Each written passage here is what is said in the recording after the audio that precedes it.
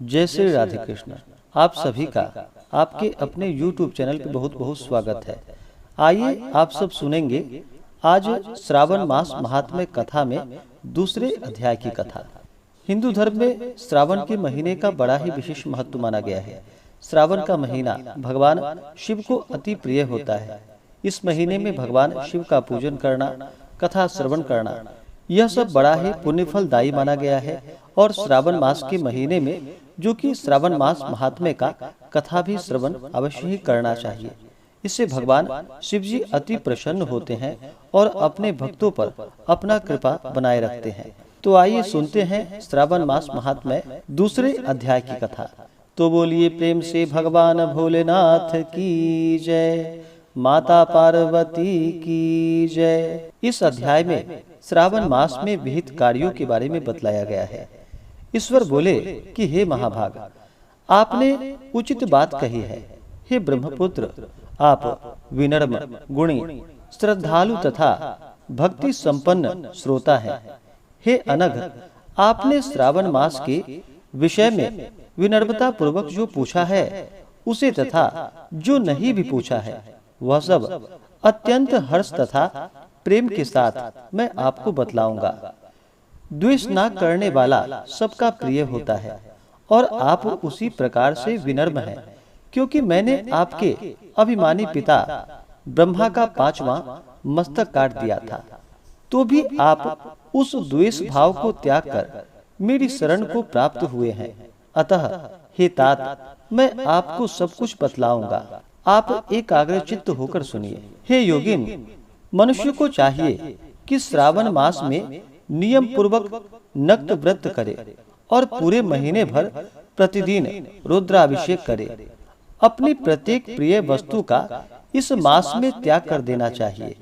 पुष्पों, फलों, तुलसी की मंजरी तथा तुलसी दलों और बिल्व पत्रों से शिव जी की लक्ष्य पूजा करनी चाहिए।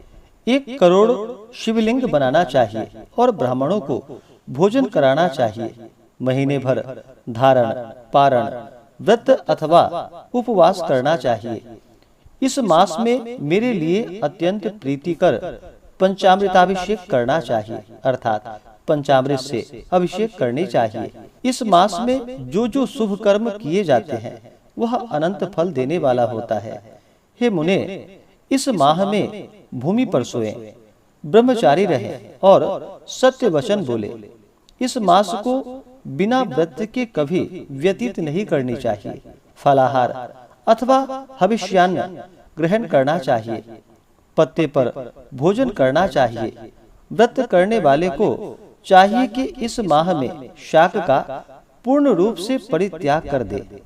हे मुनिश्रेष्ठ, इस माह में भक्ति युक्त होकर मनुष्य को किसी न किसी व्रत को अवश्य ही करनी चाहिए। सदाचार परायण भूमि पर शयन करने वाला, प्रातः स्नान करने वाला और जितेंद्रिय होकर मनुष्य को एकाग्र किए गए मन से प्रतिदिन मेरी पूजा करनी चाहिए। इस मास में किया गया पुरस्चरण निश्चित रूप से मंत्रों की सिद्धि करने वाला होता है।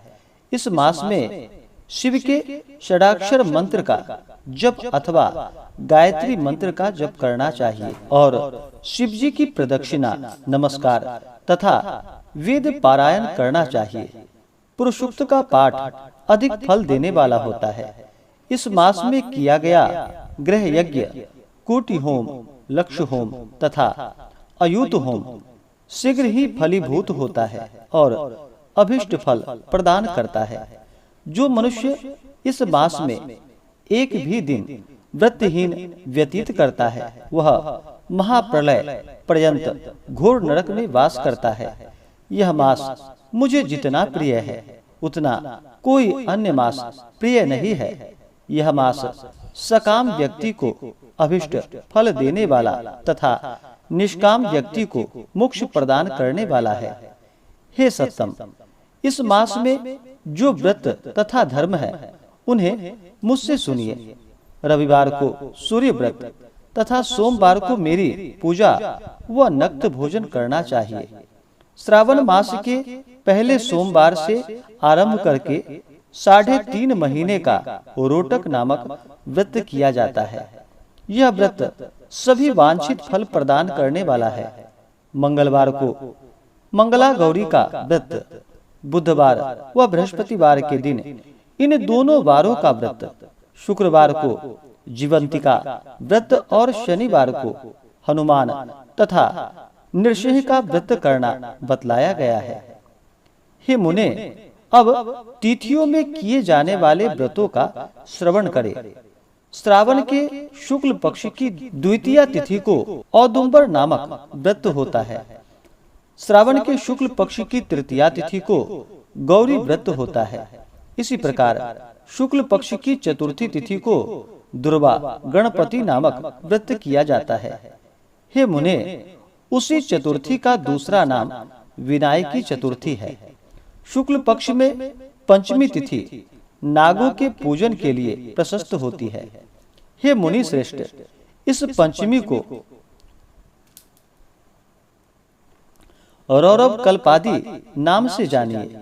षष्ठी तिथि को सुपौदन व्रत और सप्तमी तिथि को शीतला व्रत होता है। अष्टमी अथवा चतुर्दशी तिथि को देवी का पवित्रारोपण व्रत होता है। इस माह के शुक्ल पक्ष तथा कृष्ण पक्ष की दोनों नवमी तिथियों को नक्त व्रत करना बतलाया गया है। शुक्ल पक्ष की 10वीं तिथि को आशा नामक व्रत होता है। इस मास में दोनों पक्षों में दोनों एकादशी तिथियों को इस व्रत की कुछ और विशेषता मानी गई है। श्रावण मास के शुक्ल पक्ष की 12वीं तिथि को श्री विष्णु का पवित्रारोपण व्रत बतलाया गया है। इस 12वीं तिथि में भगवान श्रीधर की पूजा करके मनुष्य परम गति प्राप्त करता है।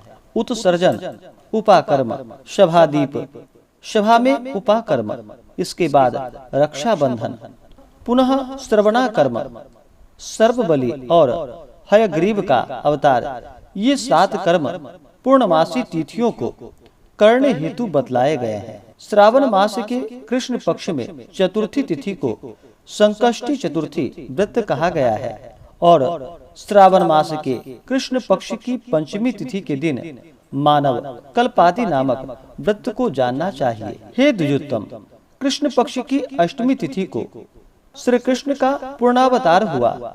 इस दिन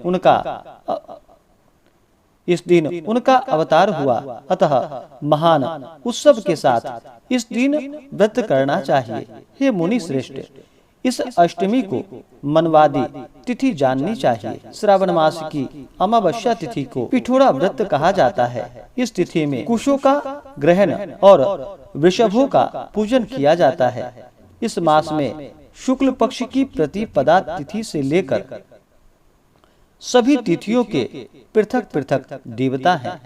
प्रतिपदा तिथि के देवता अग्नि, द्वितीय तिथि के देवता ब्रह्मा, तृतीया तिथि की गौरी और चतुर्थी के देवता गणपति, पंचमी के देवता नाग हैं और षष्ठी तिथि के देवता कार्तिकेय हैं। सप्तमी के देवता सूर्य और अष्टमी के देवता शिव हैं। नवमी की देवी दुर्गा, 10वीं के देवता यम और एकादशी तिथि की देवता विश्वदेव कहे गए हैं। द्वादशी के विष्णु तथा त्रयोदशी के देवता कामदेव हैं। चतुर्दशी के देवता शिव, पूर्णिमा के देवता चंद्रमा और अमावस्या के देवता पितर हैं। ये सब तिथियों के देवता कहे गए हैं। जिस देवता की जो तिथि हो, उस देवता की उसी तिथि में पूजा करनी चाहिए। प्रायः इसी मास में अगस्त्य का उदय होता है। हे मुने, मैं उस काल को बता रहा हूँ, आप एकाग्र चित्त होकर सुनिए। सूर्य के सिंह राशि में प्रवेश करने के दिन से जब 12 अंश 40 घड़ी व्यतीत हो जाती है, तब अगस्त्य का उदय होता है। उसके 7 दिन पूर्व से अगस्त्य को अर्घ्य प्रदान करना चाहिए। 12 मासों में सूर्य पृथक पृथक नामों से जाने जाते हैं।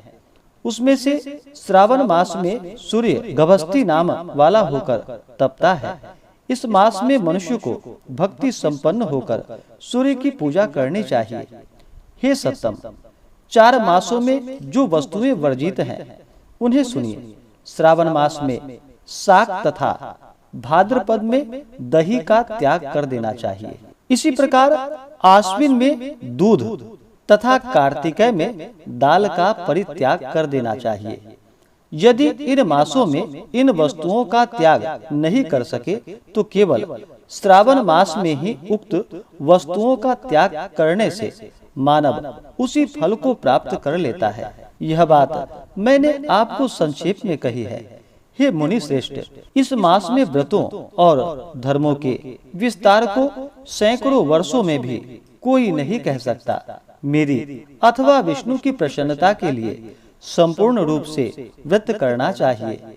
परमार्थ ही दृष्टि से हम दोनों में भेद नहीं है। जो लोग भेद करते हैं वे नरकगामी होते हैं। अतः हे सनत कुमार, आप श्रावण मास में धर्म का आचरण कीजिए। इस प्रकार से श्री ईश्वर सनत कुमार संवाद के अंतर्गत श्रावण व्रतोद्देश्य कथन नामक दूसरा अध्याय पूर्ण हुआ। तो बोलिए प्रेम से भगवान भोलेनाथ की जय, माता पार्वती की जय, सर्वदेवी देवता की जय। इसी प्रकार से अगर आप सब आगे के अध्याय को सुनना चाहते हो, हमारे चैनल पे नए हैं तो चैनल को लाल बटन दबा करके सब्सक्राइब करें, साथ में बेल आइकन घंटी को दबाएं ताकि मेरे वीडियो का नोटिफिकेशन आपको समय से मिलता रहे। वीडियो को लाइक करें, शेयर करें। सुखी रहें और स्वस्थ रहें। जय श्री राधे कृष्ण। धन्यवाद।